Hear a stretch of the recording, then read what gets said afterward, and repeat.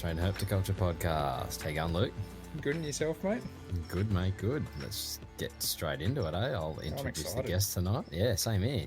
Tonight we've got on Jannico, Kelk. How you going, buddy? Yeah, not too shabby. How about you two?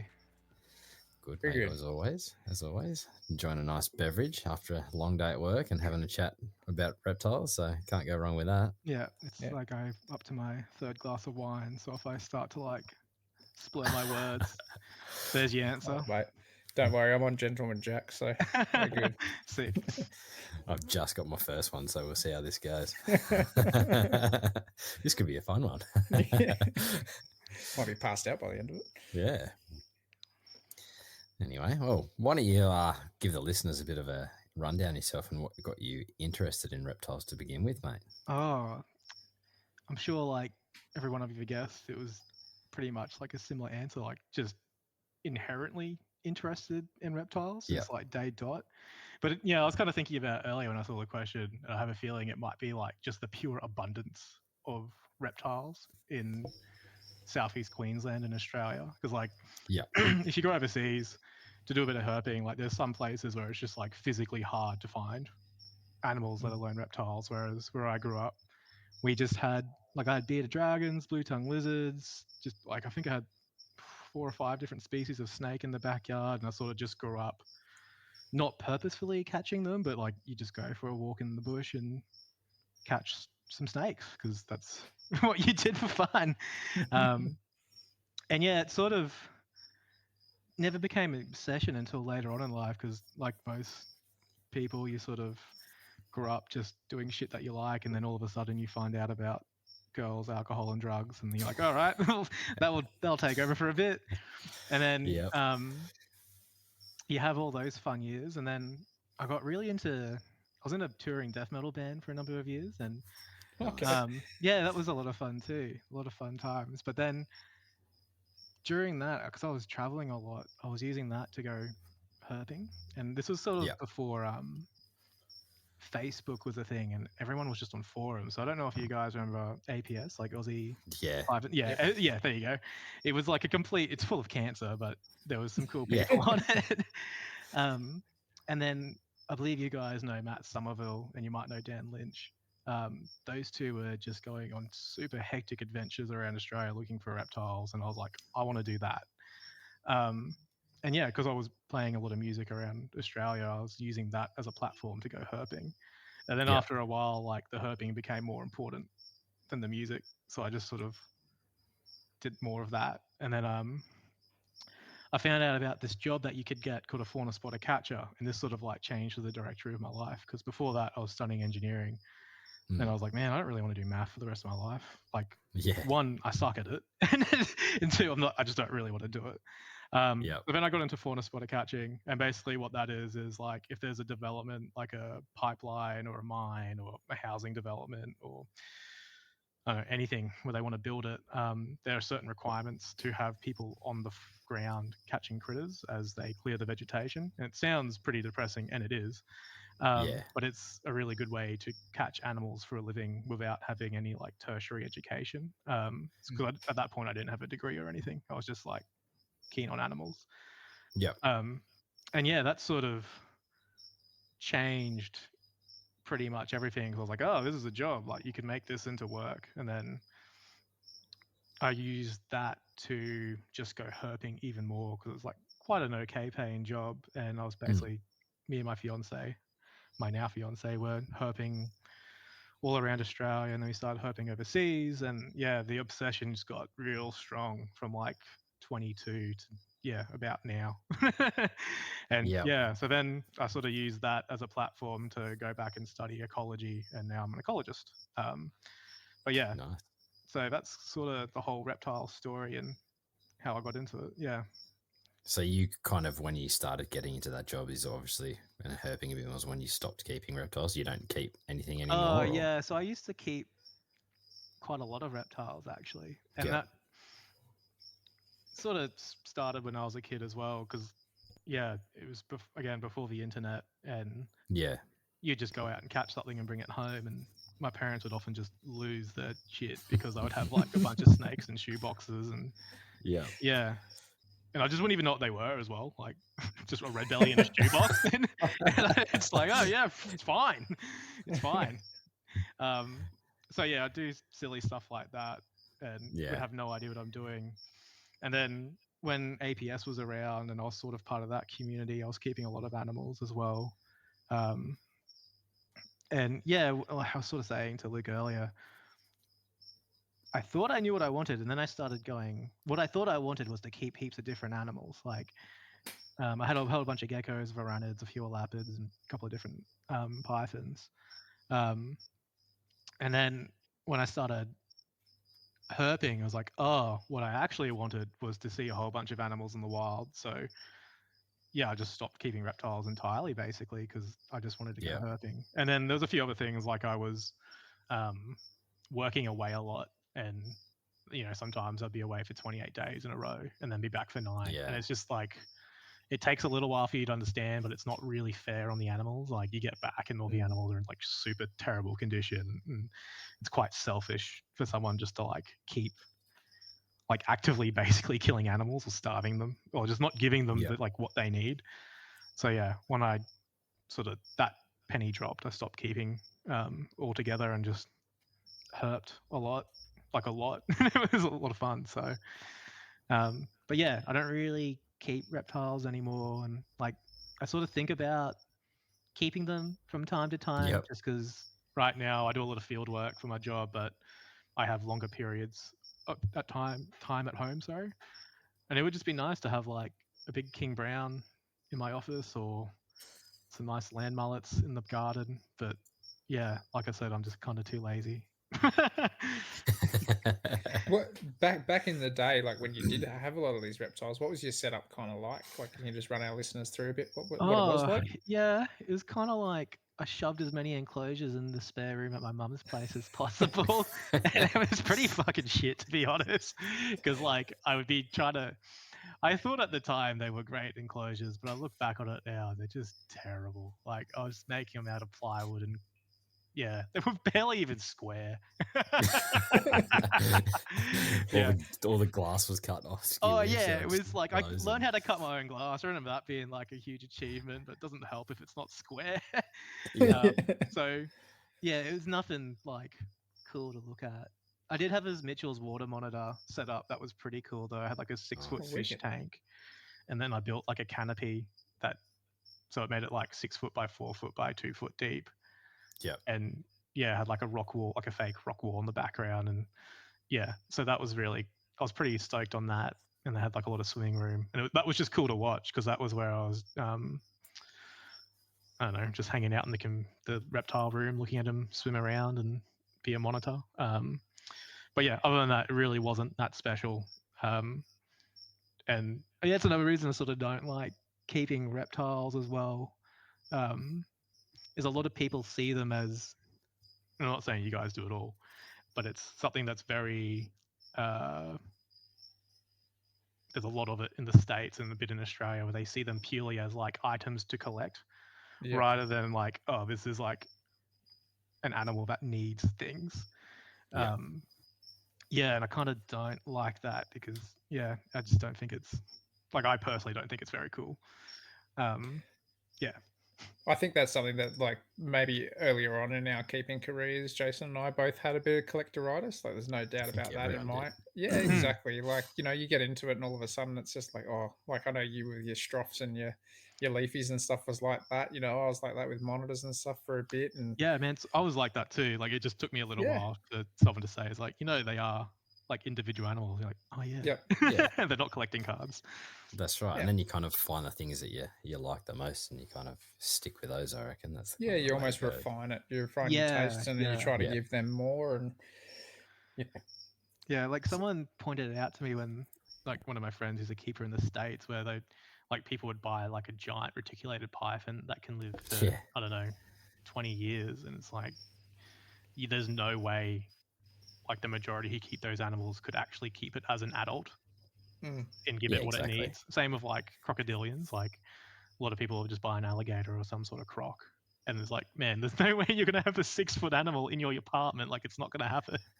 Yeah. They don't think ahead. That's for sure. Yeah. It's like, it's the same with like having a dog as well. Like, yeah. So I think people put a lot more thought into a dog, though. Yeah, it's because they've got a lot more. They can talk back to you, or they can bark back at you. Yeah, and people will right. be very upset if you start torturing a dog versus if you start torturing a snake, purely because they don't understand what you're doing is not cool to the snake. Exactly. Yeah, exactly. Yeah, that's one of those things that I suppose is probably a bit not talked about enough, and it's a good topic to bring up in something like this. And we've all been guilty of it at some point or another. Yeah, definitely. I'm probably not the best person to talk about it as well, because I kind of stopped keeping reptiles when I was like, oh, I hate this, because that's what I was doing. But then I've not carried on keeping reptiles and refining it like you guys are saying and like you guys have done. So I pretty much just did the bad thing and then stopped. That's not uncommon though. Like, I've met quite a few herpers, and like one of the guys that I was away with recently in the Northern Territory was pretty much the same sort of deal. He's just like, you can't, like, I watch these things in the wild. I watch, a Kimberley rock monitor and races around all this terrain, and how do you replicate that? Yeah, you don't. It's you can't. difficult or impossible. Yeah. Yeah. Even like stuff like prickly, what do you call it? Prickly forest skinks. It's like you can give it what it wants, but it's like, man, it's pretty boring. They just live underneath mulch. Like, is that what you really want? It's like you might as well Jason loves it. You might as well just chuck the animal out and just have a box of mulch. I do have a box of mulch behind me. One of my good friends, Colin, he's got the same thing, and I just like, what's it like? Just take the animal out. You've got the same thing. But I always give him crap about it. Yeah, because I had them originally and then sold them to Luke, and I'm like, yeah, they're cool, but and then he's like, you never see him. I'm like, yeah. Even when I was giving him back to Jason, I was digging through the enclosure going, shit, I don't even know if this thing's still alive in here. And it like eventually burst out of the ground. And I was like, okay, cool. Like, it's there. Sick. It's still alive. Brilliant. Yeah. I mean, they are very cool. I like seeing them out in the paddock. And that's as far as it goes. See them in the paddock, but they're surprisingly easy to find. Hey, like you just go to some wet forest in the tropics and flip some logs, and eventually you find them. Yeah, they're cool though. I do really like seeing them.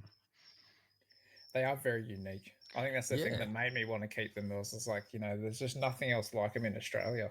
Yeah, I think that's the key point. Is like there's nothing else like them in Australia, because there's a lot of things very similar to them overseas. Yeah, exactly. And they all sort of fill that same niche, like wet tropical rainforests, especially near gullies and whatnot. And they're fun to see. Like the equivalents are fun to see as well. Because they're another like just group of animals that not many herpers and ecologists and wildlife photographers give a lot of time, whereas I think they're just cool.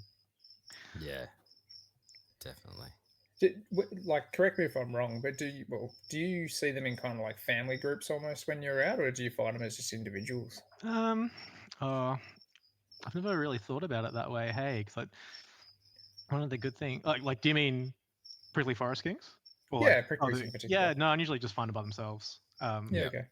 But I'm kind of one of those. How do you put it? I wouldn't say I'm a. Yeah, okay, fuck. I'm a ticker. So I like to just find an animal, and then like I don't try and find 20 of them. I'll just like cool. Okay. Found it. You got a photo. Next one. Next species, or target something else. But yeah, which is sort of like my own demise too, because you sort of just like I live in southeast Queensland. It's got a pretty good diversity of reptiles, but I've not gone herping locally in like 6 years. Like maybe long, I mean, maybe longer, because I'm just, and I feel like such a dick because I like some like how to put it, like younger herpers or people just getting into the hobby. We're like, oh, do you want to come up to Mount Glorious? I'm like, I can't think of anything worse. Like, it's like, nah, I don't actually. Like, you can do that. That sounds terrible. AAA though, you'll sign up for that. Yeah, but even like the Brigalow, so that's like the Brigalow Belt's this bioregion that it starts in like central Queensland down into northern New South Wales, like in the western part of it, on the western side of the Great Dividing Range. Yeah, like I spent most of my 20s working there. So when people are like, do you want to go to the Brigalow? I'm like, nah, fuck that. It just reminds me of work. Like, I don't want to go. I've spent way too long out there. And there's like, there's still really cool things to see, but it just reminds me of work, so I don't really want to do it. That's fair enough. Yeah, that makes sense. Yeah, I definitely felt it this year where, like local herping, I was kind of like, no, I don't want to do it. Like, I know that the territory is just around the corner and nothing's going to compete for that for me. Yeah. So I was just like, I like diamond pythons. I like all these other snakes and stuff like that are out here, but it is. I think I went out a few times and that was it. It is fun when like you get to share it with someone who's never done it. And I just said like I hate doing it, but when I'm forced into it, and like I remember I took one of my coworkers out to find Stropherus trucks. Like we were working in Rockhampton, and I was like, "Oh, let's just do a quick drive." It was like 3 hours away. Totally, that is a quick drive when you're hurting. Totally lied to her, hey, and I was like, "Yeah, quick drive." Yeah, and I was like, "Let's go look for Stropherus trucks," and we found it, and she was like, "Oh, it's kind of just a brown gecko." But then we found Nephurus asper, and she just lost her shit. Yeah, like, and I was like, I love this feeling. Like, this is a good feeling. Showing that was cool. So yeah, and I've run a few tours where you show people, not just reptiles, but like showing people yellow belly gliders, and like I've seen quite a lot of them because I did a bunch of work with them. And they're just cool to see, but having someone just lose their mind over it, I was like, oh, that's a good feeling. This is nice. Yeah, so getting to do that's always really cool. Yeah, I got to experience something similar to that first up this year with Jason, because Jason's pretty much never been herping before, and even just seeing him see his first Burtons in the wild and first golden crown snake, I was like, this is stuff that I pretty much just walk straight past. Yeah. And he's like losing it and taking photos and stuff. I'm like, oh, this is cool. There's something about Burtons that people just adore, and I reckon they're cool animals. I love them. Oh yeah, they're sick. I've loved them for ages. But it's just like sometimes when I'm herping, if I see a Burtons, I'm like, oh, first animal. Are you serious? Like, oh, this is gonna be a terrible night. But then, yeah, showing other people Burtons. Like one of my best friends, Grace, she just adores them. Like she thinks they're the best animal ever.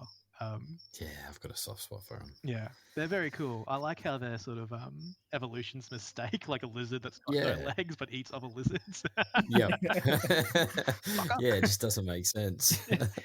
Everything's working against you, mate. Yeah. But they seem to be thriving though. Yeah. Yeah. I'm trying to think. I think I got one Burtons when we were out at territory, but yeah, that was it. You got a few other things out there, didn't you? Just a tad. Yeah. Did you get into photography as well when you were younger? Like, is that kind of, because obviously you go herping and photography is kind of like another little side aspect to it. Like, if for people that obviously a lot of people follow you on Instagram, but for people that don't, go over and check out his Instagram because he takes amazing pictures. But yeah, is that like a thing that kind of grew hand in hand with herping?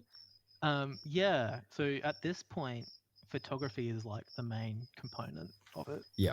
Like I will go on a trip and there will be target species. So I'll me and my partner or whoever will plan a trip and we'll have target species. But then like next to that target species will be like how I'm going to take the photo or how I want it to look. And then I'll have a list of like ways I want this to look or like the type of styles and then the type of equipment that I need, time of day, that sort of shit. So like what I'm getting at is the main thing is the end product is the photo. Yeah. But when I first started, like I remember going on the first Brigalow trip with my mate JP, and we were driving. I was about to leave. He was about to pick me up in his old shitty ute, and then I before I left, I went into my sister's room and just stole a camera. And yeah, I took that and I took some horrible photos. Didn't even bring a memory card. So it was like a camera with like 4 megabytes of internal memory. So I took like 3 photos and they all sucked because they're like barely in focus. Yeah. And then again, sort of like going back to APS, I hate how much of my life like has come from that website. I think everyone did back then. It was basically it was like it was our social media. Yeah, like, it was where the community was, reptiles. even though like so everyone just sat on it. Terrible. But there was again very awesome people that like I met Matt Somerville off it and Dan Lynch and a few other dudes that are sort of like been friends with them for a few years now. Anyway, where was I? Oh yeah, so then I was sort of looking at Matt's photos and Dan's photos, and I was like, oh, I want to start taking cool photos purely for the record. Like it was more just like, yep, saw that. And then it just became a bit of an obsession for me to take better photos. And that's sort of how my brain works. Hey, like I will get into something and I will suck at it for a very long time and then it will click and I will excel at it because like I just become so obsessed with it.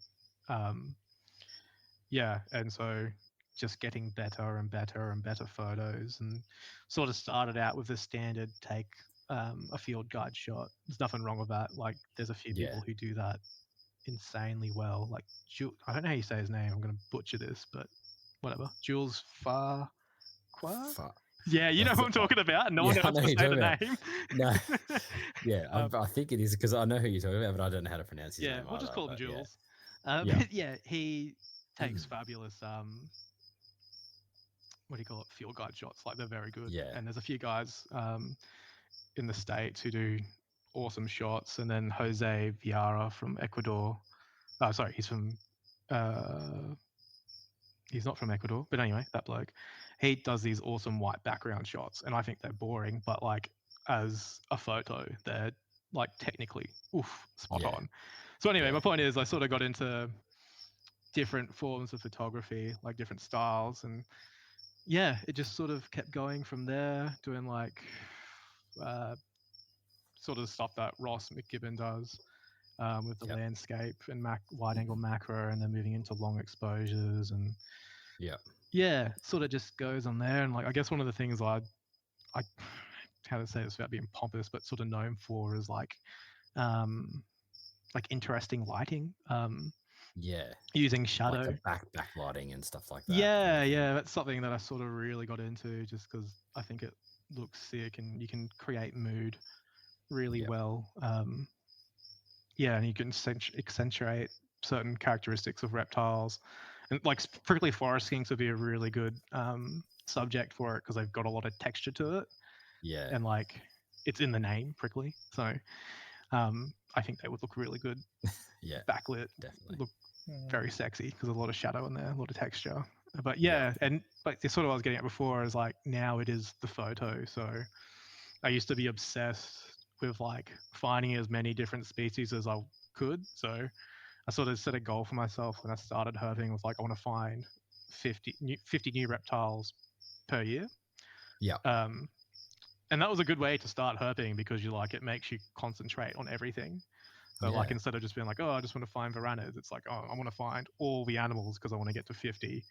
And when I got to about, I don't know, like 350 reptiles, in Australia, I kind of got over doing that. I just started going out to take nice photos.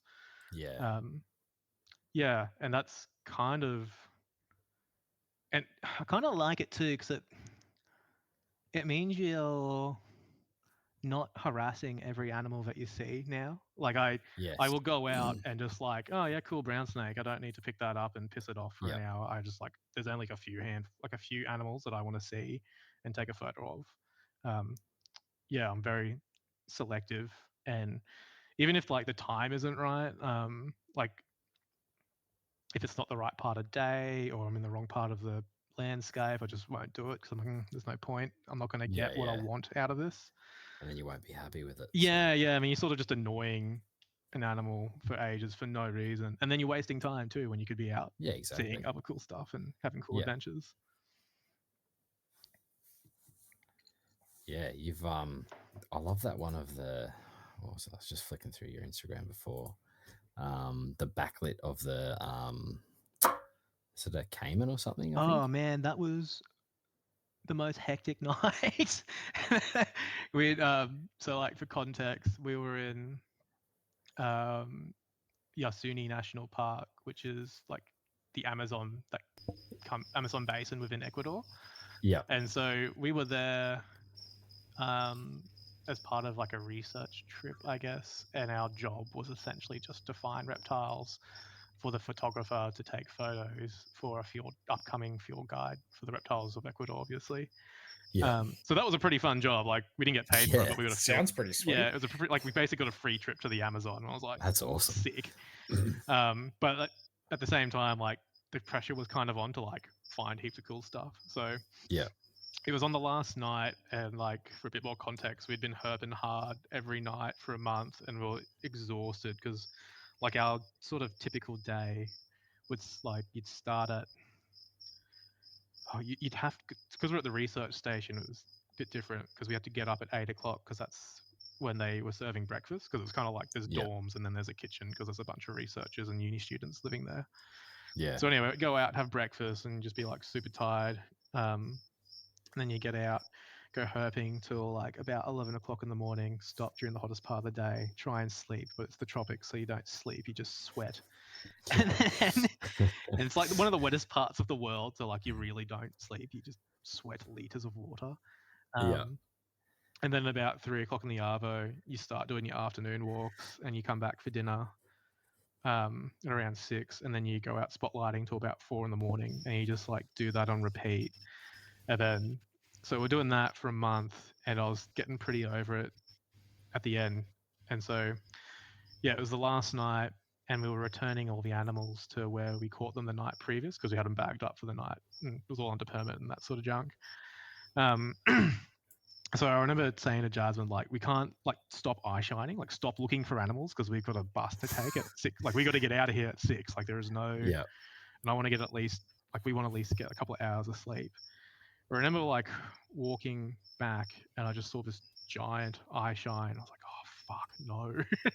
And I like when I first saw it, I thought it was a jaguar because it was like just giant eyes moving like they were gliding, and I was like, oh, what's that? And then I saw it like duck under, and I was like, oh shit, that's a caiman. And it was one of those things where like pure instinct just sort of took over both of us, and like me and Jasmine just like without saying anything, I went downstream, she went upstream, and we were like both converged into the middle of it, and then we grabbed it. And there's a photo of me after I've just caught it, and like you can see that I'm really stoked, like I'm smiling, but my eyes are just like, I hate this. Because like when I caught it, I was like, we're not going to sleep tonight. It's 4 o'clock in the morning. And I got back to the dorms, and I've like, oh, how did we tape up the nose? I think we had like one of Jasmine's hairbands. And just like, so I brought it back, and I knocked on Jose's door, and he was like, what do you want? And I was like, here's a caiman, man. And he's like, oh, thanks. So then yeah, we took some photos inside his room, and then took it back, and I remember like being really stoked on the photos I was getting at the time, because when we were taking photos, we were sort of taking normal ones where it was like front lit, sort of basic 24 to 70 millimeter shot, very nicely framed, blah blah blah blah blah. But then it just sat there with its mouth open. I was like, oh, like what if I just do this? And then it worked, and I was like, this is sick, like because there's so much texture on it as well. And the teeth, the teeth are like illuminated, and it was just like because it just sat there, and I was like, all right, cool, I can just fuck around with this for like 10 minutes, and yeah, it just came out exactly how I wanted it to look when it came up into my brain. Yeah, very few times like do I get like an image in my head and it actually comes out how you want. It's always like you sort of like, oh, that's kind of cool, but it's not how I thought of it. And that's neither bad or good. It's just how it comes out. But yeah, that was one of the few times where I was like, the idea came into my brain. I was like, okay, translate that into a picture. And then yeah, we got back to the dorms at like 5:55. We were both covered in like caiman shit and snake crap, and like we got on a plane, and like yeah, we're just covered in mud and sweat, and everyone's looking at us. It was pretty rank. Yeah, and then yeah, I just slept, like me and Justin just slept for a day when we got back to the capital, and yeah, that was such a fun night because it was one of the things that we wanted to find, like one of the species that we wanted to find, but kind of didn't think we would. Like it was just like, oh, it'd be great to tick that off, and yeah, you know, getting to the last night, I was like, oh, we're definitely not finding it. And then like literally in the last hour, it comes up, and it's like, oh yes. So that was a lot of fun. But yeah, that's sort of where like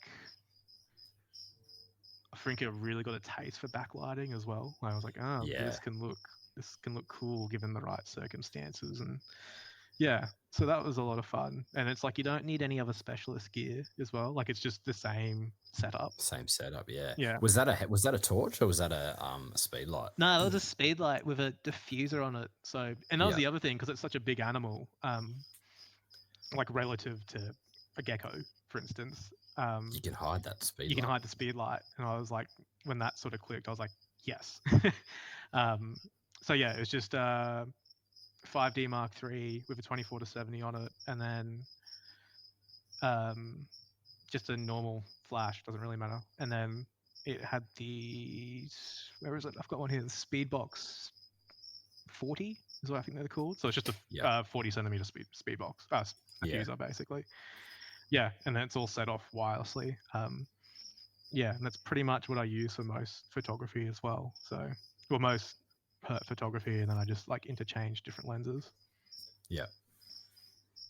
You know, that was a crack of that shot. I remember saying that, and just like I showed my father-in-law, and he's like, "Jesus Christ!" Yeah, thanks, man. I was really happy with that. It was and just like sometimes you take a photo, and it's really nice and really cool, and you're stoked with it, but at the moment isn't that great. Like I've got this photo of a Western pygmy possum, and it has done really well in competitions. Like it's done really well. But there was no planning. I have no emotional connection. Like it was just one of those photos where I saw the animal, took a shot, and I was like, "Yeah, that's pretty cool. Let's go." Like there is no there's no emotional connection to it, which sounds really wanky when you say it out loud. But yeah, is that the one that's in like 2 bits of grass and it's kind of holding on? Yeah, is that the one? Yeah. Did that get on the cover of Nat Geo? Was it that one? Oz Geo. Oz Geo. And then it's on a wine bottle somewhere, which. Yeah, it's done well in a few different competitions, which I'm very pleased about. But again, it was like, I remember entering into comps. I'm like, do you reckon it'll do well? And then like Jasmine's like, yeah, that's gonna do well. Yeah. So, but yeah, I think it's because everyone can relate to mammals as well. Like people get, like you probably get more people on board with mammals, especially like little cute things with big eyes like that too. Yeah. Oh shit. Yeah. But then it's difficult because it's like that's not even my favorite sort of mammal. Like I really like quolls and all the dasyurids, and they look like some of the small dasyurids look very shrew-like with their like beady little eyes. So like most people don't like beady eyes from what I can tell. But yeah, they like it more than a reptile for the most part, which is like when people get like a reptile into a photo comp, there's like I feel like there's a certain achievement there because you're getting people to relate to an animal that's very separated from mammals obviously and humans. So anyone who can get like emotion out of that is very talented. I think Yari Cornelis, like he took a fucking cracker shot of this bearded dragon with the storm behind it, and it just there's a bit of, like there's something there that's very moody and people relate to it, which is I think I remember cool. that shot. No, he's very talented. There's some awesome photographers around now. It's awesome to see. Yeah, it's really annoying. And they're all my mates too. It sucks. Yeah. It's good for me. I like to look. No, it's cool seeing how far it's come as well. Like especially in Australia, at one stage it was just all field guide shots, which is again like there's nothing wrong with it. It's just I find it artistically kind of boring. But then you go to like Europe and the neotropics in America, in Central and South America, and they're just taking it to another level. Yeah, it's like those tropical herping guys. Damn, they make a photo look good. They make reptiles look awesome. They've got a lot to work with though. So yeah, it's good. I definitely enjoy that the more wide angle stuff. Yeah, it's a lot of fun because like you guys have mentioned it before, and like Ross McGibbon's episode where you just get a bit more of the story involved. Yeah, but it's like as a photo for me, it's kind of like what I'm how to put this. I'm kind of over reptile photography because it's very much like animal bottom third corner or top third corner. Landscape, and then it's like it's pretty easy to make a nice photo, but it's very difficult to take like a stunning photo, if that makes sense. Like it's pretty easy to set that up and make it look good. So yeah, I guess that's like my next sort of challenge, is like making herp photography interesting for me again, because like a lot of the times, how do you put it, like you just get into certain traps where you just take the same photo, the same settings over and over again because you know it's going to look all right. Yeah. And yeah, like whilst it comes out with an all right photo, you're sort of not pushing yourself anymore to take something interesting. So yeah, it's one of the reasons I stopped taking reptile photos and got into mammals, because I was a bit more involved in finding mammals and taking cool photos of them. Yeah, talk us through a bit of that, because you've gone quite heavily into the mammal photography and the bats as well, I've noticed. Yeah, so it started sort of with that feeling that I was just talking about, where I was kind of a bit over it. Not to the point that I like don't like herping anymore, but just, I don't know, I was just kind of getting bored with that. Like I was saying before, I get really obsessed with something, so I got really obsessed with taking like macro photos, and I got really obsessed with like wide angle macro, like getting that landscape. And then I just kind of like needed something else to get better at. So anyway, I didn't have a job for a little while, and I was on Flickr and Instagram for ages, just looking at all these shots. And this bloke named Johnny Armstrong came up on Flickr, and he just had all these photos of large carnivores, like mountain lions and shit, I'm having a mind blank, bobcats, and all these sort of meso carnivores, like different types of stoats and pine martens and whatnot. And they're just really intimate shots. Like it felt like it was that wide angle shot, but of like a large carnivore. And I was like, how is he actually doing? Like, how does he actually do it?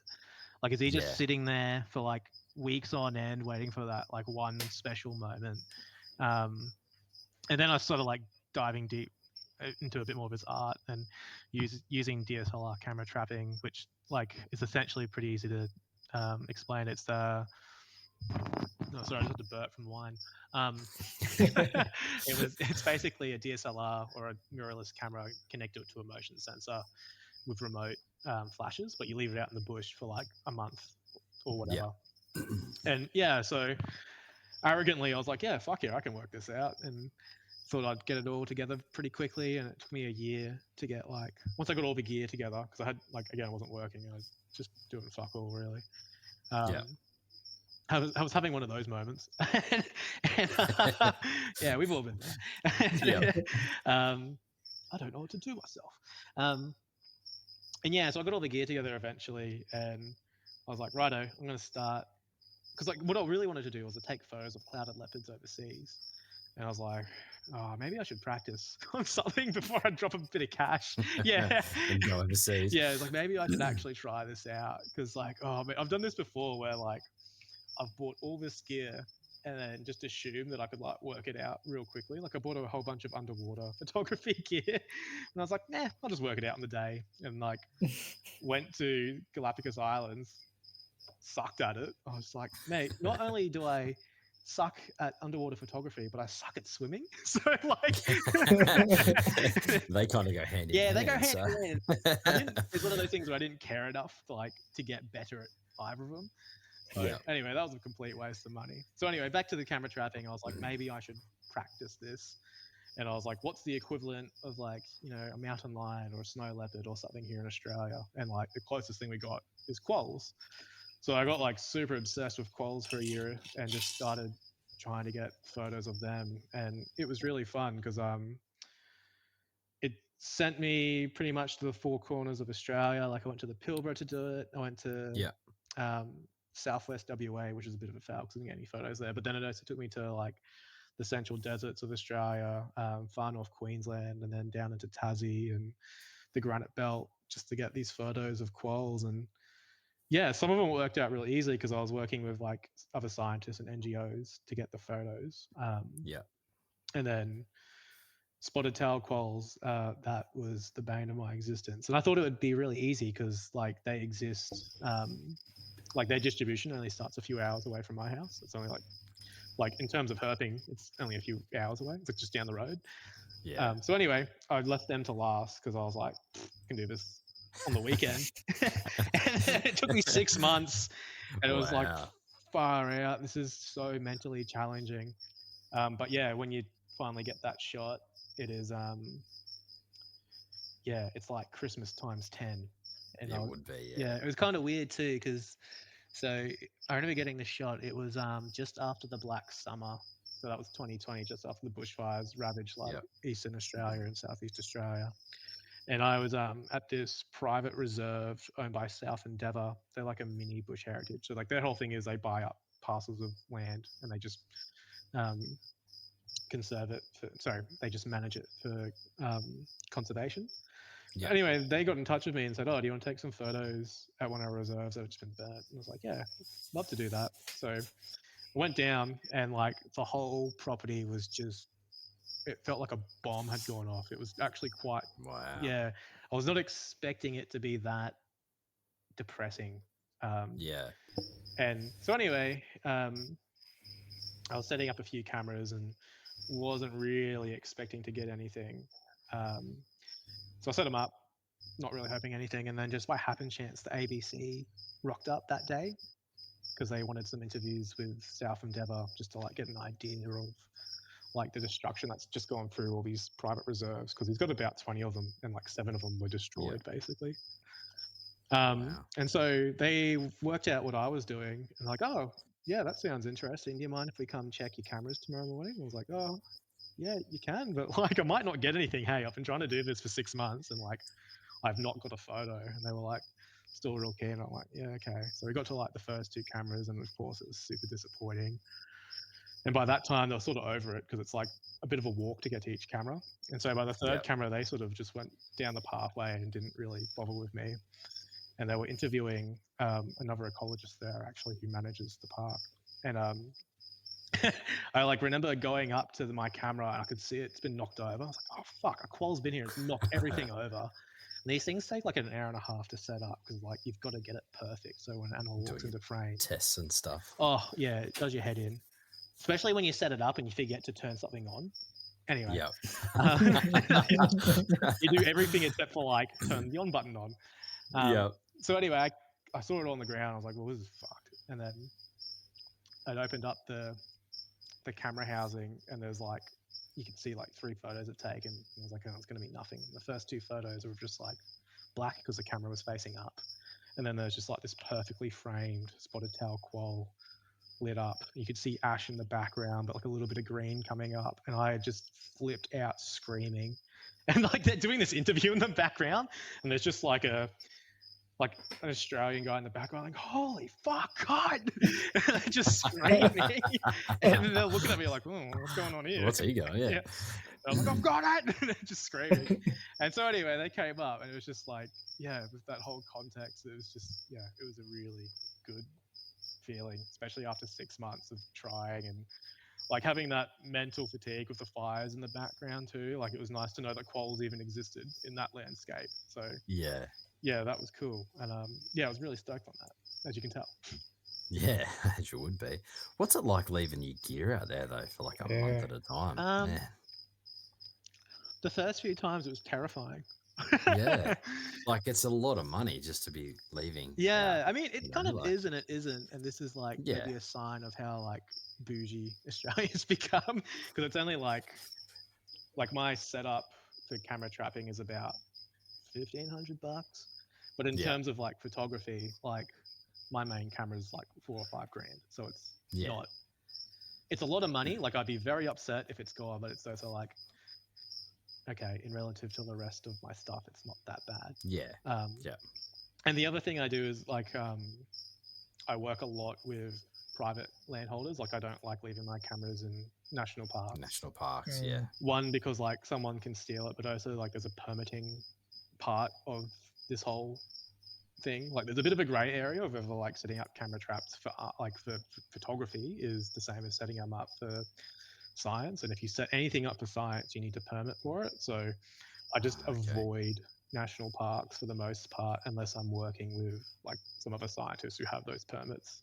Yeah. Because they're very specific. Like even the ones I have for work don't cover national parks, which so usually unless there's someone else around that I can work with and work under their permit, I generally don't work in national parks. I just go to private landholders, and that way you can sort of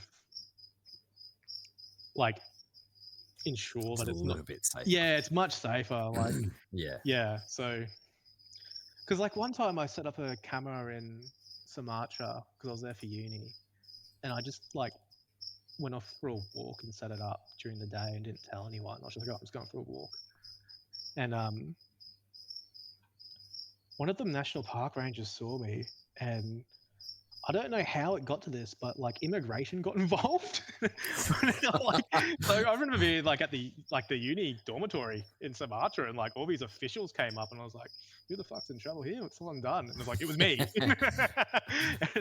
Yeah, that was pretty. Yeah, that was confronting. So anyway, don't do that. I'm sure like it wouldn't. Like I don't think anyone would actually get in trouble in Australia, but yeah, I just try to not do it. But yeah, so anyway, it doesn't really freak me out anymore because I've put my traps through like some pretty rough weather. Like they can go through a torrential storm and be okay. Sandstorm is probably the worst thing that can happen, but even then it's fixable. You just need a air compressor and a lot of time. Yeah, it's fine. A lot of patience. Yeah, a lot of patience and a lot of just swearing at your cameras. And yeah, and that's the other thing about camera trapping is it teaches you a lot of patience because like if you do reptile photography, it's like the payoff is almost immediate. Like you can see it basically as soon as you take the picture, especially with digital. Yeah, that's right. And it's like that's kind of the hardest part about camera trapping is like there's no immediate, like you don't get that dopamine hit like straight away. Yeah.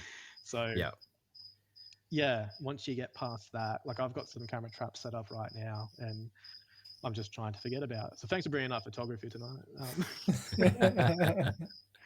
What can I just ask? Like, because I know nothing about camera trapping. What sort of gear is actually involved in there? Because I'm assuming that you've got some sort of like extensive battery or something like that to be able to operate a camera for such a long period of time. So I got into it at the exact right time when this company called Contraptions started. And basically it's like a one-stop shop for camera trapping. So it's some bloke, he's a English fella, William Luke Burrard is his name. He's a very good photographer. He moved to South Africa, and just wanted to get photos of large carnivores in that intimate setting I was talking about earlier. So he started making his own motion sensors, but he's just like monetized the shit out of it. And it's really cool because it's like it means people like me who are pretty dumb when it comes to electronics can have like a motion sensor that just plugs into your camera. So like the motion sensor is about like $200 or $300, and it lasts for about a month in the field, and it's got all these different programs depending on what you want to do. Like you can have like 3 shots per trigger. You can only have or you can have it like only trigger at night or only trigger at day. Blah blah blah blah blah. There's all these different things you can do. And then like most DSLR cameras and even mirrorless cameras, they last about like 2 weeks to 4 weeks on sleep mode. Yeah. Okay. So like if you're not taking and obviously it's dependent on how many photos you take. So yeah, like most cameras will just sit there quite happily on sleep mode. But then like the hardest thing is getting the flashes to work, and yeah, that's like another whole conversation, and it's just a lot of fucking around with different batteries, and it's another part of it that I like. Even though I said I was like terrible at making reptile enclosures, I kind of like the DIY component of all my hobbies. So like making extended battery packs and waterproofing stuff, like I kind of like that part to it. It's just an extra challenge. Like you just have to make those ones square. So yeah. Yeah, I've got past that. I bought a square. Like the waterproofing is probably the biggest thing with that. Yeah, you just buy like a Pelican case. Most Tupperware containers, man, they're waterproof. They're pretty good. Yeah, as long as you don't put them in a creek. Which happens. Like one of my mates was trying to camera trap water rats, and it just drowned his whole enclosure. Like because he lives in the tropics, and he like just moved up there and didn't realize if it rains, like it really rains. It rains, yeah, it's not a sprinkle. It's like, yeah, it's kind of like 4 foot of water. Hey, yeah. So yeah, he lost a bit of money then.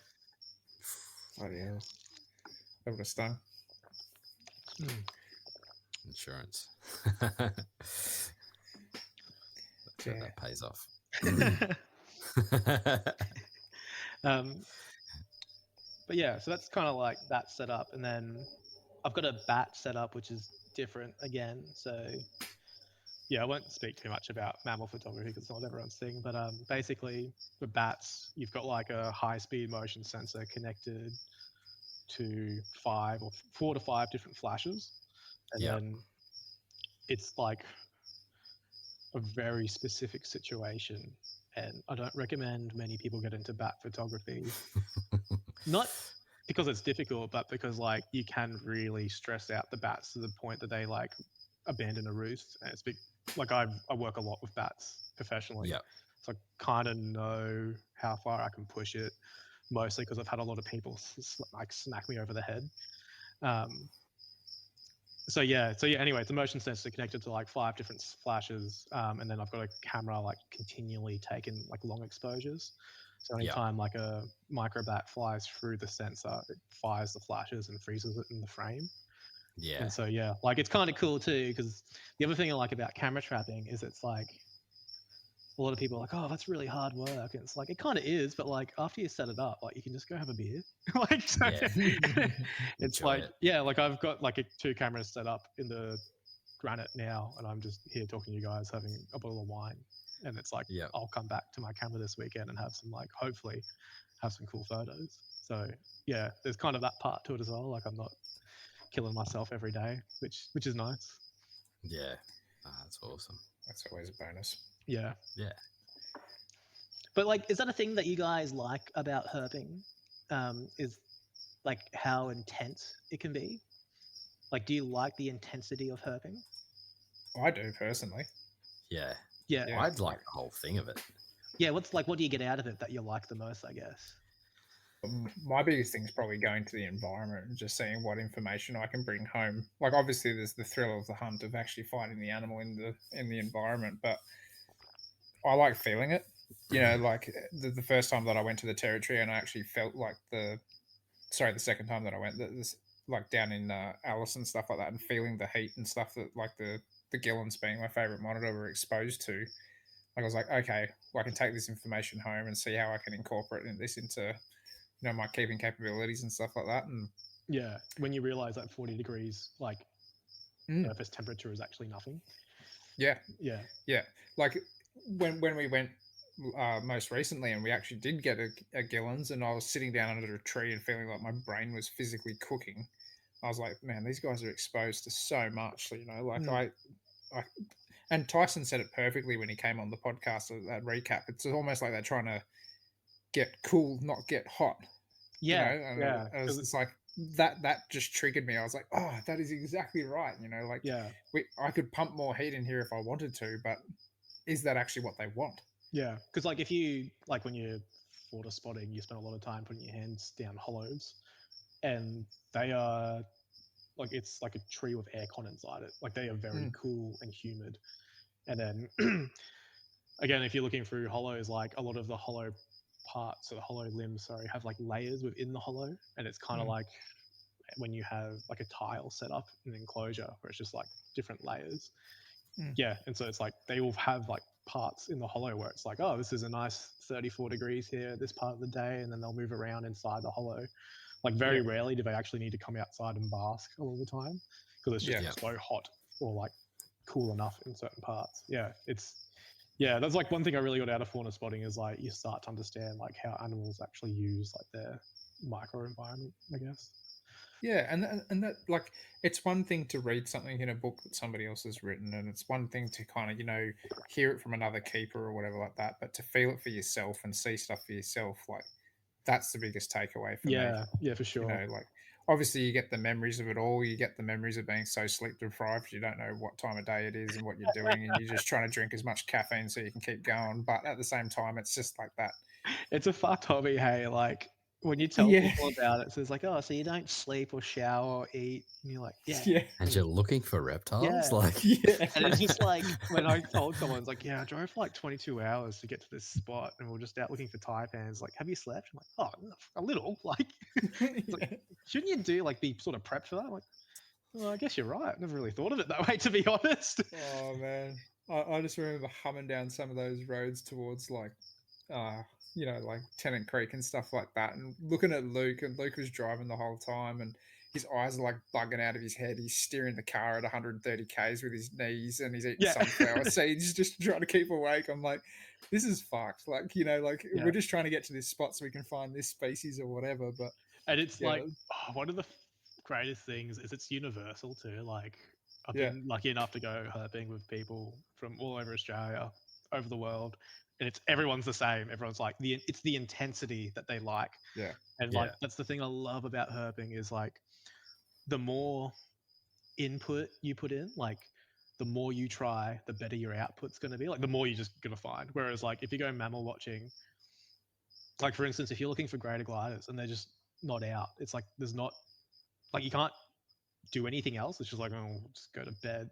Whereas if like there's not many reptiles out on the road one night, for instance, you're like, all right, let's just go eye shining. And if they're not out eye shining, it's like, we'll just go flip some rocks. Like there's always a way to find something. It's like, so you're like, your input or your effort like really matches your output. And like I love that part to it, because it's like you can just herp for months straight without having a break and just be finding stuff the entire time. And it's rewarding, but also like it's a very good way to go insane.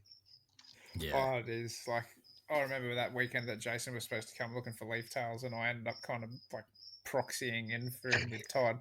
And we were like found a KDA or something, and we kind of drove like a few hours to a different direction in the granite belt, and we were like trying to find Wyberba. And it was like 3 a.m. It was so cold. I didn't actually think it was going to get that cold there. It was like starting to rain, and we're like climbing around these granite boulders. And like I remember just falling down one and like getting stuck in this crack, like banging up my elbow. And I'm like, what the fuck am I doing with my life? But it was like, but I loved it. Like you come out of it and you go, this is, once you have a sleep after that, you're like, yeah, it's all right. No, I really do enjoy it. It's like the one thing I miss about herping is like how intense it can be all the time. And doing it for, like when you explain it to people, it's like, you do that for fun, right? Yep. Yeah. Do you guys like when you go herping? Are you more looking for like how do I explain it? So when I go herping or looking for animals, what I really enjoy is looking for species that are hard to find and formulating a plan around it. So it's like, for instance, I'll put it in context of crayfish because I got really into freshwater crayfish this year for no particular reason. But there's a lot of those species where they don't tell you actually where to find. So you got to read like the description paper, and they sort of tell you roughly, what the environment is and what you need. And so like I put that on a map. I'm like, all right, I reckon they're about here. And just because like the experience I've had before, I'm like, I reckon like it's gonna be in this section. Like and most scientists are kind of lazy. They don't want you to think that, but most scientists are kind of lazy. So you look for like the creek that's closest to the road. And so you're like, I come up with a plan, go out into the paddock. When it works, it's like, oh god, that's good. And like another example of this was Stropharis, not trucks, the other one. Jania? No. It's like recently. Oh, the Congo? Yeah. So I was reading the paper, and again, it's like a pretty broad, like they don't tell you exactly where it is. And I was like, oh, I've been around where they're describing is. And so we drove out to it. I was with my mate Colin, and it's like we got to the spot, and what you're looking for is like spinifex hills, like real skeletal, so like just rock, not much topsoil, and you're looking for like really sparse vegetation. But the key thing is like spinifex tufts, like they need that interconnected spinifex of mixed different ages. So like it can't just be like pure old growth spinifex, but it needs to have like young spinifex and old spinifex all interconnected in ways. Anyway, we got out there and I was like, this is fucked. Like it's just been chewed out and burnt. And like, so I spent like a few hours going up to the steepest part of the hills where like cattle couldn't get to. You'd have like bits of like spinifex, old growth spinifex, and that interconnected tufts that I was talking about. That was still there, but it wasn't vast enough. It didn't cover the landscape, so we didn't find it. So anyway, we went back to the drawing board and literally just spent some time looking at Google Maps and trying to work out how to get to other spots. And the following weekend, we went for another long drive, and yeah, like we got to. I remember driving over this hill, and it's a pretty hectic drive. Like you need a pretty good four-wheel drive, and I wouldn't recommend going with one car, just because if you get stuck, like you're pretty stuck. So anyway, we got there, we went over this hill, and like I remember all three of us, like me, my partner, and Colin, all looking like this is it. Like this is the spot. Like it's got those perfect hills. It's all skeletal soils, and like those tufts are there.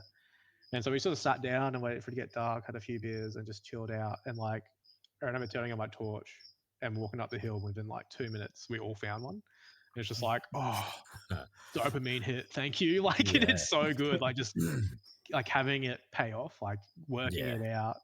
So I sort of love that whole working really hard for one species. But yeah, what do you guys like? Do you like coming up with a list, or like what's it come? I've got a list, and it's probably because I'm obviously obsessed with leaf tails. So my goal is to photograph all the leaf tails. Fuck yes, that is the best. So yeah, that's my list pretty much. Yeah, and obviously chameleon geckos as well up in the North Queensland, but.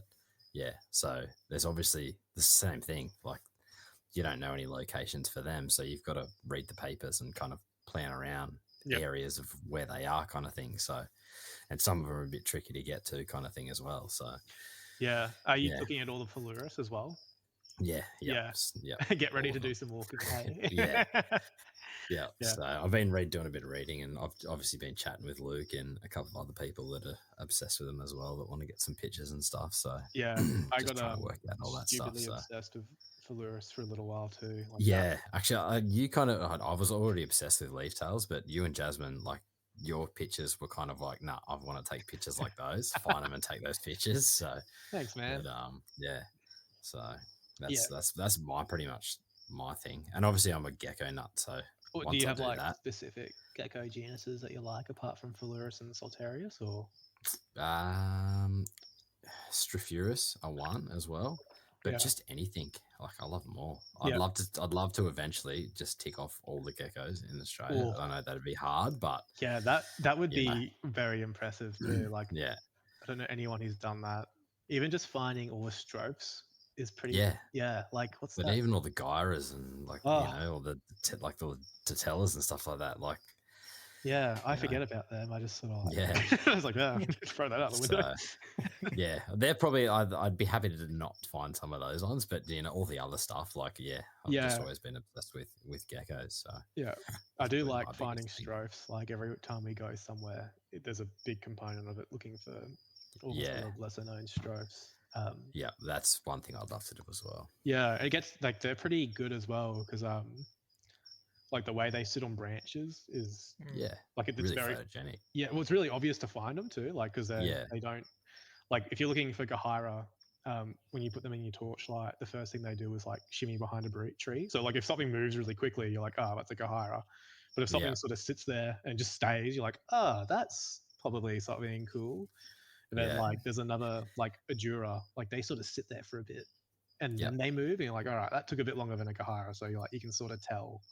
Yeah. And it's fun when it pays off too. Like when you have like these inklings, you're like, that's something sick. And it was. Yeah, that's definitely my muse is geckos. So I don't think I've ever had like a plan as such. You know, like I mean, I'd have a rough plan. I'd have a rough plan of like things that I want to see, but I've never been the person to sit down and like do the paper research. It is probably something that I'd get into in the future, but I just haven't kind of done it that way. I've kind of just gone, or I'll put myself in the right sort of vicinity and kind of wing it. But I feel like that's actually a good way to do it too, because the way that me and Jason were talking about it, whilst you can find a lot of stuff and like you can streamline it, you sort of you put blinds on your eyes because like you're only doing that one thing. Yeah. Whereas like a mate of mine, Ben Revel, he just goes for walks. Like he just just goes herping, and which is bizarre to me. He just goes for a walk, but then he just finds like heaps of stuff that you don't think should be there.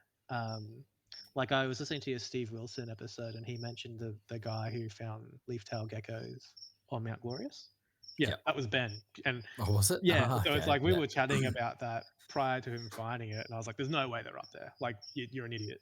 Anyway, he told me wrong, and like everyone else, just because he went for a walk and started looking up fig trees, and he's done that a few times with things where I was just like, man, I am actually quite surprised what you found. Like that is, and it's such a like cool way of going herping too, because like, you talk to some of the older guys, like before Facebook and Aussie Pythons and forums and like databases where you can easily get a academic paper.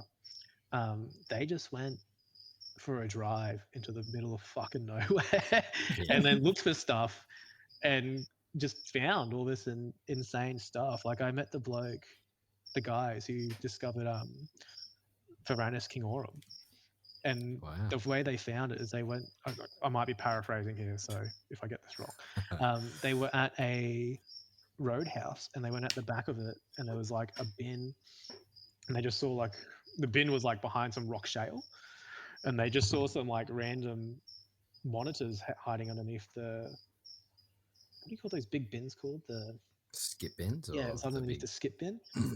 And then it went into the rocks, and they're like, that's something different, because they were out there collecting animals for the museum. And that's how they found it. They were just like putting shit in the bin. And it's like, fuck, you know, like that's so cool, dude. And it's like, I mean, those days are sort of over where you just find new species like just by going for a drive to the middle of nowhere and like purely just having a look. But I kind of admire people who just go look, because I don't do that, because I'm a bit too focused, I guess. I think it's just one of those things where I haven't just had the time to really put my thoughts into it so much. I'd like to do that for a few things, but at the same time, I just figure, well, and again, I'm probably looking for things that are probably a little bit less obscure than, like, let's say, Philaris or whatever, for example. Like, you know, I think that's just the way that I've done it in the past, and I've been pretty lucky recently where I've just put myself with the right people who've done the research. So.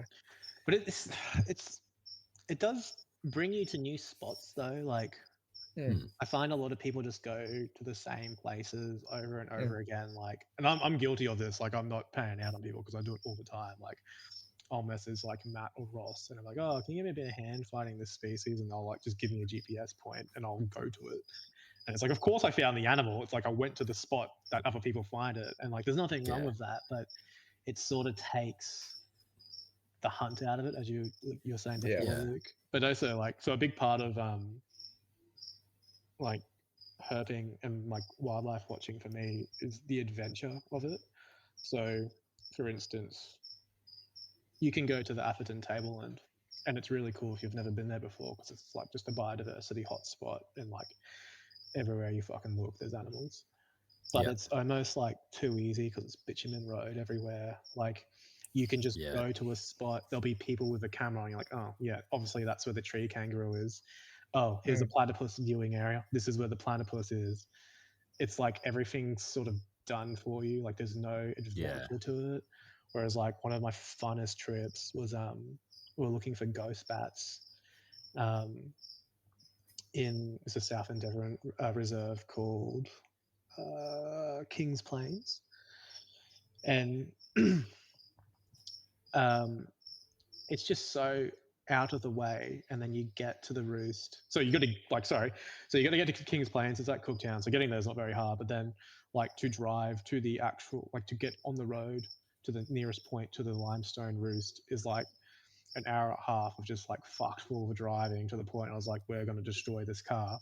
But then you get there and then it's like, well, it's like a couple of hour walk and I've got like 20 kilograms of bat photography gear on me. And then you're trying to get to this cave and there's no map, there's no track, like you're just going off like topographic aerials.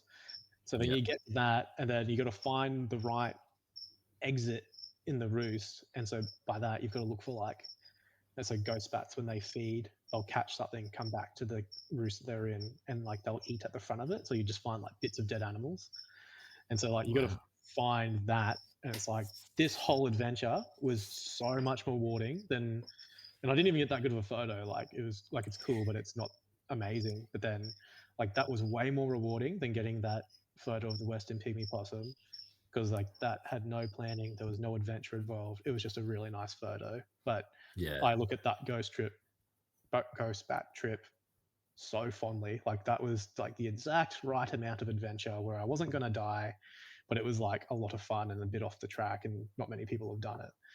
So yeah, that it's getting really difficult, and I sound like really not arrogant, what's the word, almost selfish, where I can't just enjoy myself. Jaded, that's the word I'm looking for. Yeah. Where I can't just go for a fucking drive and look for animals and be happy. Like there has to be this facet of it that's like difficult. But that might have also come from doing it for so long, you know, like you've been doing it longer than say someone like me. Like I've kept reptiles for years, but I've never herped much. So I get that enjoyment just jumping in the car, going for a cruise. Yeah, I think you're right. I think there's a part of it that's that as well. But then like even talking to my mate Ben, he can just go out for a drive. Like, and he's been doing it for years as well. Where he just goes out for a drive and enjoys himself. Just enjoys himself. What a bastard. He has a YouTube channel, doesn't he, Ben? Yeah, he does. Yeah, he's got some cool videos. I've watched a few of his videos. Yeah, it's cool how that's becoming a thing now. Like, like it used to just be like everyone would have like an online presence on forums, and then it got to Facebook, and then it got to Instagram, and now it's YouTube. Yeah, and TikTok. I don't really. I'm gonna sound so boomer. Like too old for TikTok. It's like I think that boat sailed. Hey, I tried it once, and I was like, "What the fuck is going on here?" Like I feel. I wouldn't know how to use it. But my partner, she's on it with her flying foxes, and people love that. But I'm just because I've started making small videos, and I'm finding that process pretty fun too, because it's mostly just like behind the scenes of like what it takes to get a specific shot or look for a specific animal. And like I really enjoy the storytelling component of it, which it's fun, but it's like, as you guys will know, it's like it's very time consuming. Doing a minute of like video is fucking a long time. It's longer than a minute. It's longer than a minute, that's for sure. Why don't you tell us about your new little venture that you're onto now? So this sort of sport, so I should tell you what it's called. It's called Natural Australia Expeditions. And it sort of spawned from me and my mate Jono. Is that Jono from Herp Books? Yeah, Jono Lucas. Yeah, he's a good bloke. He's a cool dude. So his now ex-partner, we were sitting down, and she was like, "Oh, you guys should do videos of like your adventures. People would really get into it." And I was like, "No, not doing that. I'm not like, there's nothing wrong with it. I'm just not really into videos of me doing stuff, if that makes sense. Like I don't want the video to be on me." Bit like me.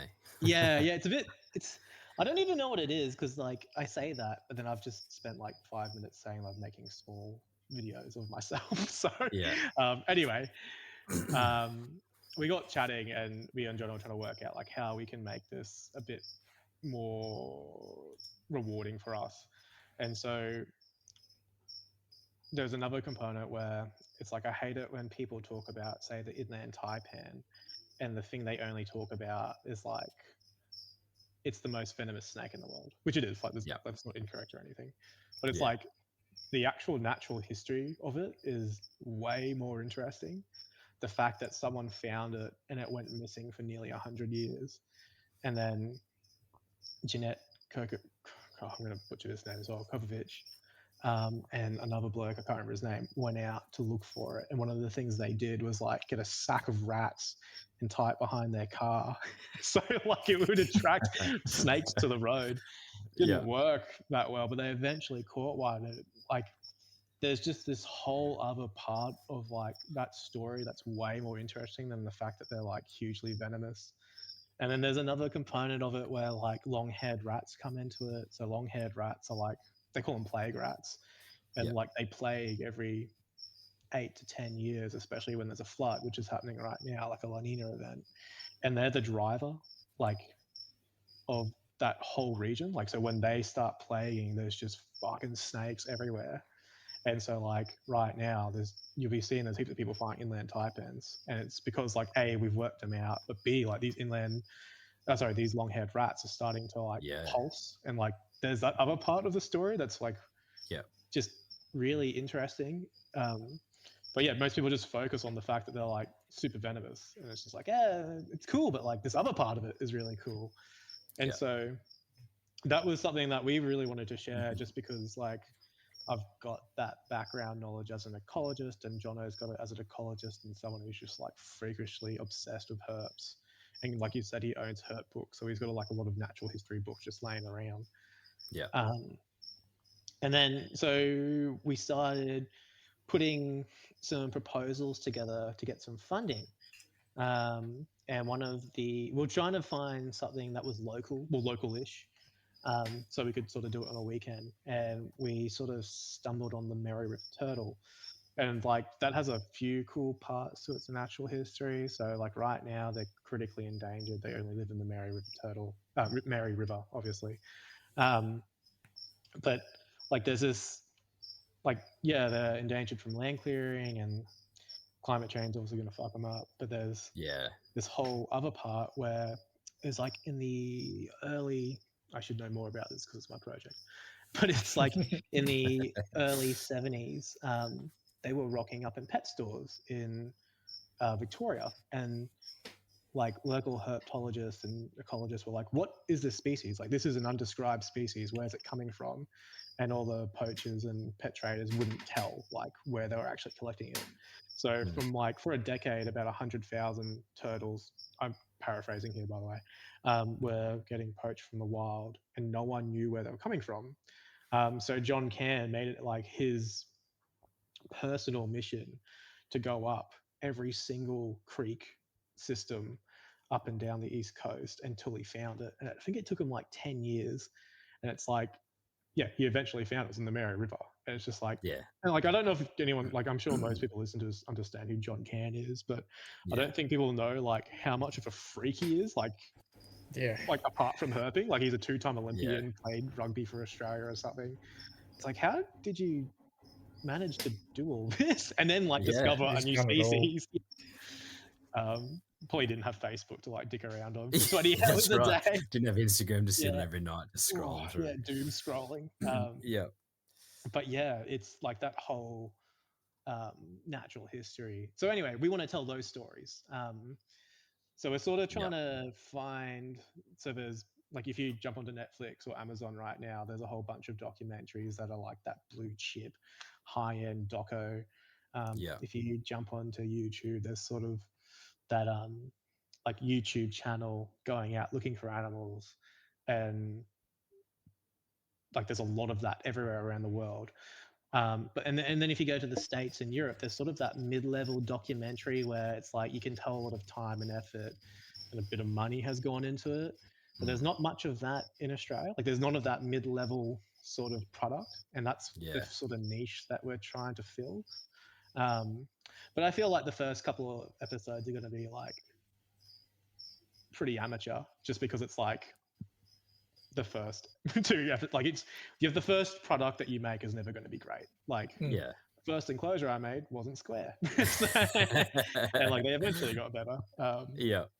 So like I'm sure the first episode will be not how we want it to look, but I'm hoping it'll be pretty cool. But it's one of those things like you've got to start. Exactly. And you've got the right idea too.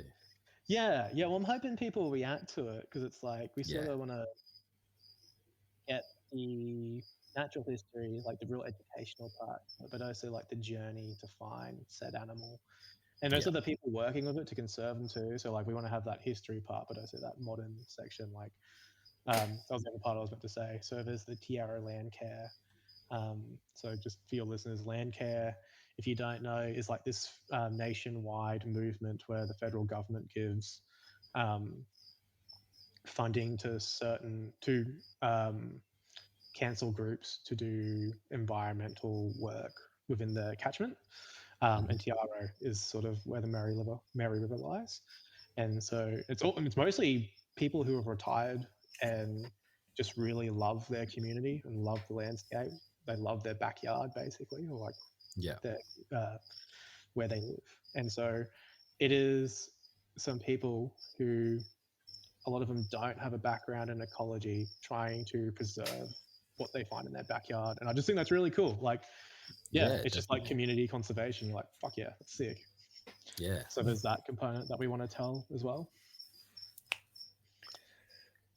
Oh, I'm looking forward to definitely seeing some of this come out, because I'm all for anything in Australia. You know, I love seeing any sort of Australian documentaries, and that goes for not just the reptiles, but I love seeing the mammals and stuff like that, because I don't think enough of that sort of stuff gets highlighted in Australian TV and stuff. Trying to like convince Jono to do like a script for like something that's not a reptile is really difficult. I'm like, oh, so get this, a tiny brown marsupial, and he's like, fuck that. Like, come on, it'll be cool. Yeah, but like if it's like some dumb Larista from the middle of nowhere, he'll be like, yeah, sick. But yeah, like you were saying, Luke, and I sort of alluded to before, there's like, I don't think there's enough Australian content of that sort of mid-level that I'm looking at. And like, I know a couple of people who do. But even at the high level, there isn't. There's really not. And like, I'm under no assumption that I can ever get to that. But it's like, man, it'd be great if there was more of it. Like, the thing is, like, filming Australian animals is like quite difficult. Like comparative, like say Africa, where it's like, the Serengeti. There's just like a million animals that are large and diurnal.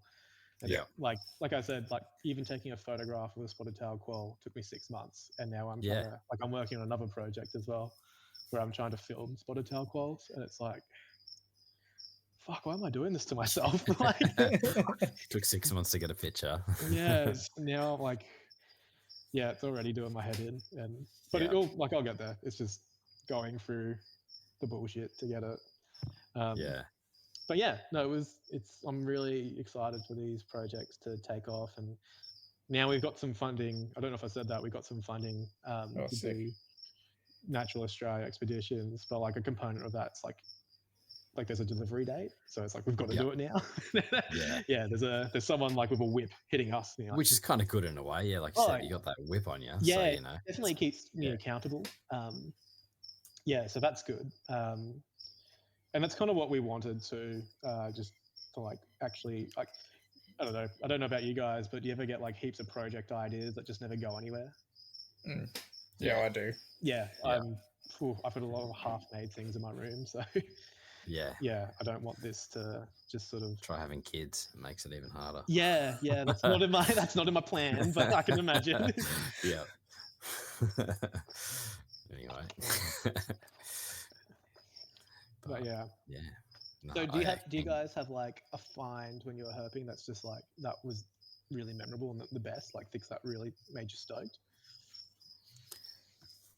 Luke's a big. I do like finding the gillons after a couple of trips was an absolute game changer for me. But it took you a while to get it. Hey. Yeah, you know, like that was super memorable for me. You know, we were lucky enough to see an Owen Pelly python on this trip too. But what the fuck? Don't talk about the gillons. Let's back up here. Like, what the hell? Yeah, so like that was really special for me because I know how hard those things are to find. But I kind of wish we had to work a little harder to find it, like just even a little bit. Yeah, I feel that. Yeah, we got very lucky, and when we started the walk, we found it within 2 minutes. Holy shit! Dude, don't like. You should just stop that story and lie. Like it took us 2 hours. We climbed this, we climbed that. Yeah, come on. There's too many people that too many people that know the truth. So yeah, no, we were incredibly lucky, and it was a massive individual that didn't mind sticking around and hanging out with us for a good while. So that is so rad. Yeah, we were very, very, very lucky. Yeah, I think it would have been about 9 foot. Like it was a decent sized snake. Yeah, that's rad. Congrats. I hate you. Like I say that, and like I've never really spent the time looking for it. I just know the significance of finding that is like, holy shit. But I know what you're saying too. Like, sorry to cut you off. Of like, no, you're right. not working hard to find something, and it's just like, kind of takes the fun out of it. Like you almost feel guilty. Yeah. I do, because like so many people do spend their lives and busting their asses to find these things, and like Luke, who was on the trip, who was kind of taking us around on this trip, like that was his 10th time looking for him or something like that. And when he finally got it, like, but even that's not that many times as well, like 10. Yeah, 100%. But I think the biggest kick that I got out of it was like, I mean, I was fucking stoked. I'm not going to lie. Like being able to see that and experience that, I was like, this is a trip I can't make all the time. So considering I was able to get it, incredibly lucky. But seeing how stoked Luke was, knowing that he'd put in more hours than me and stuff like that, I was really excited for him. Yeah. I'm trying to think of okay. So I had an equivalent where I found like mountain pygmy possums on like my first go. And like, yeah, they're like a critically endangered animal that only lives like at a certain altitude in a very certain habitat in the snowy mountains and some parts of Victoria. Just like put the camera trap out one night, came back the next day. I was like, yep, got it. See you guys. I'm going home. Like no effort whatsoever. And then I did like some physical trapping for it. And I just rocked up after people put out the traps. And I like just walked with them in the morning to collect traps. I'm like, oh yeah, we've got one right here. And then I went home. I didn't even help clean the traps. I was just like, see ya. Done and dusted. Yeah. So I know the feeling of like feeling slightly guilty, but fucking take it and run, man. But yeah, Gillen, tell me about it.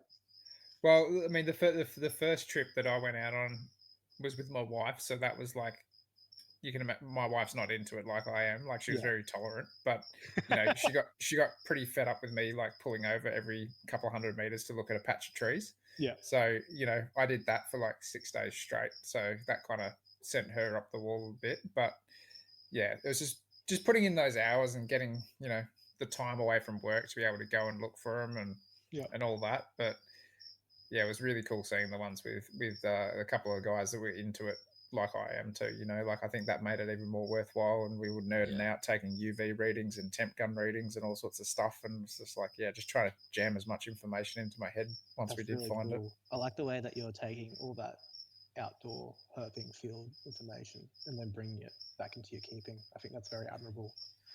Yeah, no, like I've got, it's crazy because I've built all these new enclosures for them, which were already in the works prior to the trip, but now after doing the trip, I have like these master plans in my head that one day will come to fruition, I hope. But it's like just all these crazy ideas about how they might be nesting in trees and doing all this sort of stuff, and just all these ideas floating around in my head. But it was awesome to have it. I look forward to seeing that.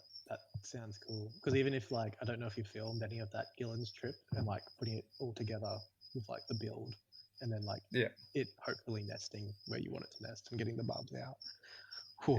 Yeah, that would be cool. What about yourself, Jason? Was there like a special find, or is there a find that you guys are like? Nothing, not for me at the moment. I've only done a few trips, like small ones locally. Obviously missed the two ones. One that I was planning. The oven belly. Oh my god! I know. The thing is, if you went, they wouldn't have found it. That's what I said to Luke. Yeah. I said, if I'd have went, you wouldn't have found it. But then obviously I was like talking with Todd, and me and Todd were planning the leaf tail, so I was really keen to see the KDA. Yeah. Obviously, like I was looking at papers, talking with Todd, trying to find the locations, because obviously they don't, like, that's one of those ones they don't tell you where they are, so you got to kind of work it out yourself. And then last minute couldn't make it. But yeah, then stoked they found one. But yeah, I said to Luke, I'm like, just make sure you send me pictures. Don't like, sound if very you get it, bitter at all. send me pictures. Yeah, but when we were in the territory trip, like after we found the old Pelly Python, we went driving around trying to find all sorts of other things like Jamata and cave geckos and that. And I got this like one little patchy bit of 3G internet somewhere, and I'm like holding my phone up, just like sending Jason this Owen Pelly photo. Like, we fucking got one. Yeah. And even cave geckos, because like I used to get cave geckos as well, and like that was I was more keen to see the geckos on the trip. Obviously, Luke wanted his gillons and that, but yeah. Do you guys get like almost offended when people don't like the same animals you like? Like for instance, I was showing my mate just photos of like red belly, like he's from the States, like red bellies and eastern browns, and he's just like, oh, they look kind of shit. And I was like, who the fuck do you think you are? like where do you get off, mate? Like, yeah, like even just like some of Australian geckos, there's it's not very interesting. I'm like, you are some of them, like you look at him like, oh, that's cool. I mean, I love them all, but I could see how people would have that thought with some of the geckos. Oh man, they're great. Australia's like got the best I just love them. lizards. Yeah, for sure. I don't get offended by it because everyone's got something that they're into. So yeah. I get so angry, like irrationally angry. And even I know, I'm like, yeah, it's fine for them to have a different opinion. I'm like, no, these animals are great. You have to say it. No, I'm not too. Yeah, I'm a pretty easygoing bloke, so you know, I'll just bite my tongue and I'll find it myself, that kind of thing. You'll get those KDA out though. Yeah. Yeah, definitely. No, I think I've been chatting with a couple of people to plan another trip to nut them out, and hopefully some of the Fluorus as well. Maybe some of the southern leaf tails around southern Queensland as well. So like they're all pretty. Like it's just getting to the right spot. That's the other cool thing about those leafies, like in general, Ceteris and Fluorus. Like once you know the habitat, you just got to get there and spend like a couple of nights eye shining, and most times you'll get them the first go if you're in the right area. They're a lot of fun. But I'm just trying to think of like a memorable find, like the most memorable find that I've had, or me and my partner have had, because we mostly do our herping together. Yeah, which is awesome. yeah, it's great. I wish I had that for me. Yeah, same. It's great, and like there's obviously downsides to it, because it's like it's awesome because I spend a lot of time with my fiance and I don't have to like make any excuse. But there's also like again, there's no excuses. There's no like I gotta get away and like not hang out with you, or like she doesn't get annoyed stopping the car every 10 minutes. Although she doesn't like the crayfish that I look for. Like she just like refuses to come. It's like, which I get because it's like, they are just a crayfish, whatever.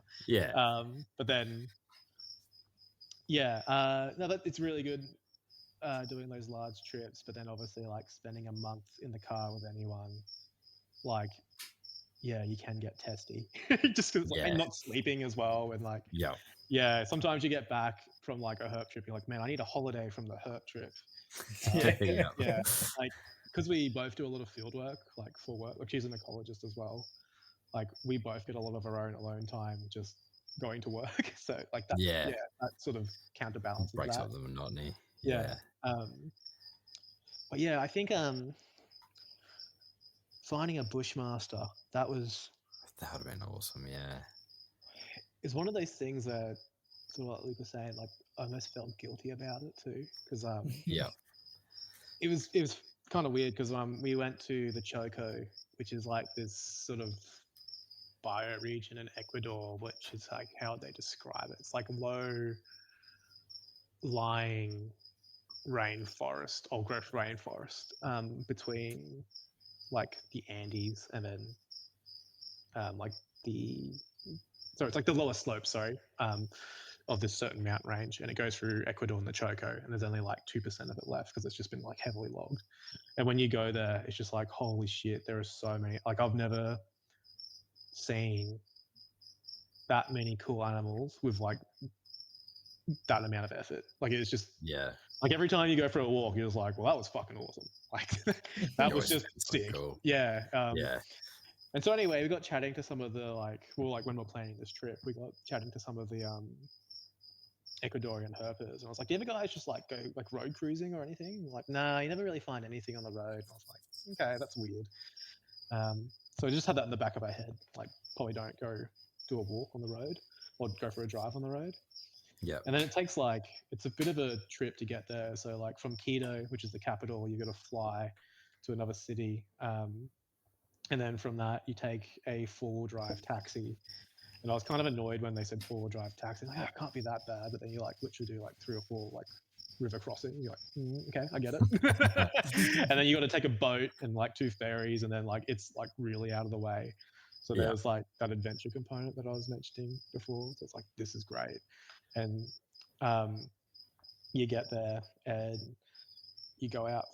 We went out for a walk and we're finding heaps of cool shit. We're finding fertile ants and a couple of different dart frogs, poison dart frogs, and howler monkeys. We had toucans behind our accommodation, and they would that's what we would wake up to. It's this is brilliant.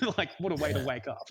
And then you'd go out and there's just hummingbirds everywhere. It was pretty full on. And then so anyway, we're getting kind of tired. So why don't we just we'll do something easy that doesn't involve walking hills all night in the mud. So we'll just go walk the road for a couple of hours and see if anything comes up. And we did it for an hour, and we found this coral snake that was just fucking divine. It's just a beautiful animal. And then got photos of that and kept walking. And then I just saw this giant snake crossing the road, and I was like, is that a python? Thinking because you've got the Australian herper. It's it's got to be an olive python. I was like, that's giant. And then we got there, that is a viper. And when we worked out it was a bushmaster. I was just there's a photo of me just my eyes are just oh Jesus, just a crack addict or something. And then we were, because we had permits to collect stuff as well, so we took it back to our room and got some photos for that same field guide we mentioned. And then we got the photos the next day, and we're talking to a few people from Ecuador. I'm like, dude, check it out, we found a bushmaster. And no one would believe us until we sent them photos. And this one guy, Caesar, he's I've been doing this for 20 years and I've seen 6 of them, and never in that location. It was just I couldn't stop smiling. That whole trip was just I'm not trying to be arrogant or if it's we killed it. We just found everything fucking sick that you could. And I know a lot of people who've done those same locations and not found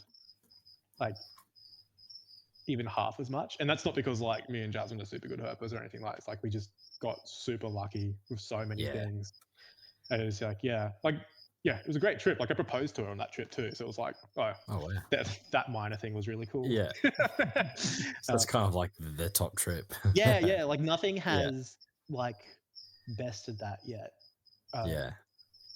Yeah, it was insane. And made some really cool friends there, and just fucking awesome animals. And it's it's got a bit of Ecuador has got a bit of everything too. It's kind of like Australia, where it's one country, but it's got rainforest, it's got giant wetlands, it's got a bit of desert, it's got a bit of mountains. Obviously the Andes is a bit more impressive than the Great Dividing Range, but anyway.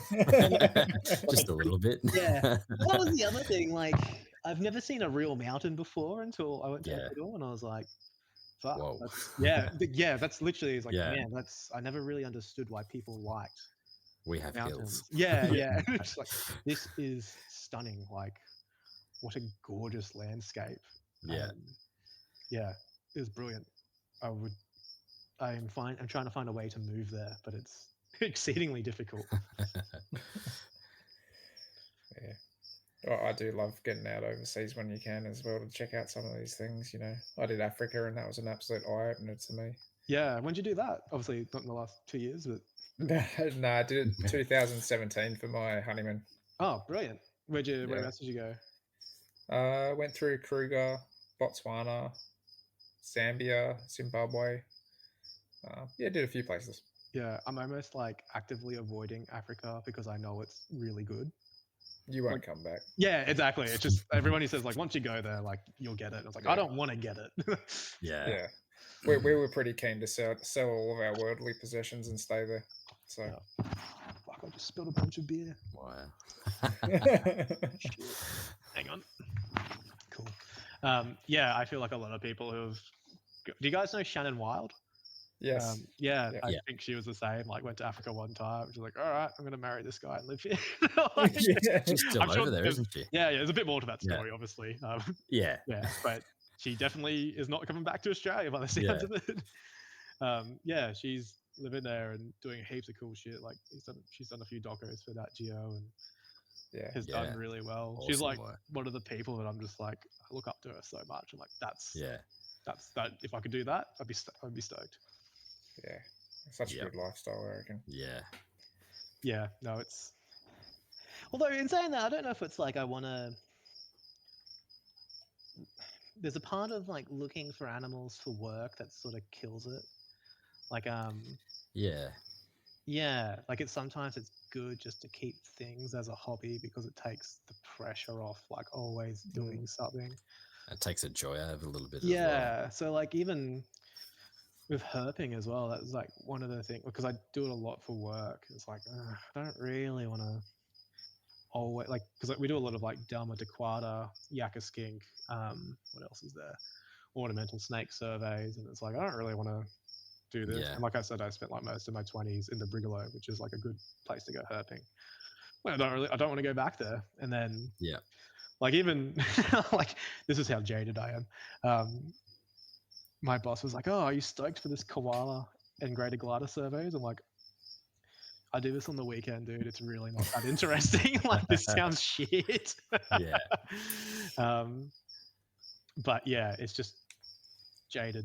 And then you got people like me, like I'm a tradie, whereas I would probably love to do that as a job. You know what I mean? Like, but then it's like if you did it heaps, you'd kind of get exactly. Over it. You know, that's right. You'd do it for a bit, and you'd be like, "Oh, I'm over this." I think that's the same as any job, though. Like man, exactly. Like even just this year, I was so close to getting burnt out just with the amount of field work. Like, because I've pretty much been in the field since October till about early April. Like just coming home for a couple of days. And like I remember being in my mid-20s where I was like, I want to be an ecologist and I just want to do field work and that's it. And now I had it and I'm like, man, I could really just like sleep. I could just like hang out at home with my fiance for a bit and like pat the cats. That'd be nice. But yeah, like I said, it's always greener on the other side and you just got to break 100%. It up, find that balance. But it's like when you go for a surf, you paddle out, it looks good. Then you look down the beach and it looks even better. So you go down there and you look where you just were and it looks even better than where you are now. Massive FOMO too. Like, like obviously you guys know like Lucky Golding and Max. And then like obviously Matt Somerville and Ross. Is whenever I see like I'll be on a trip. I remember being on a trip in Ecuador and seeing those guys go out, and I was like, "Fucking hell!" Like, like getting upset. Like, not upset, but like getting FOMO that they're finding cool stuff. And it's like, dude, you're in Ecuador.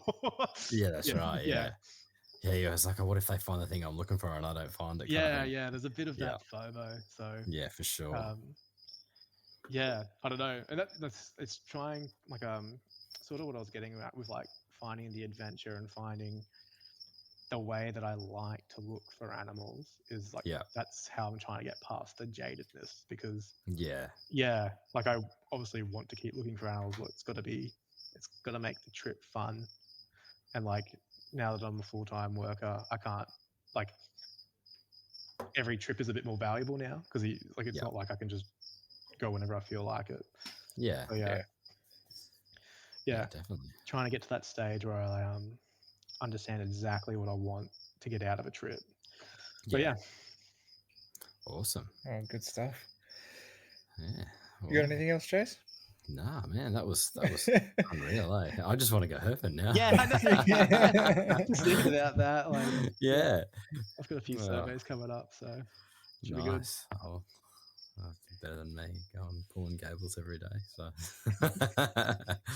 So, man, thanks heaps for coming on. That was so good. Yeah, no, thanks for having me. I really enjoyed it. That was awesome. Just kicking back and listening to all those stories.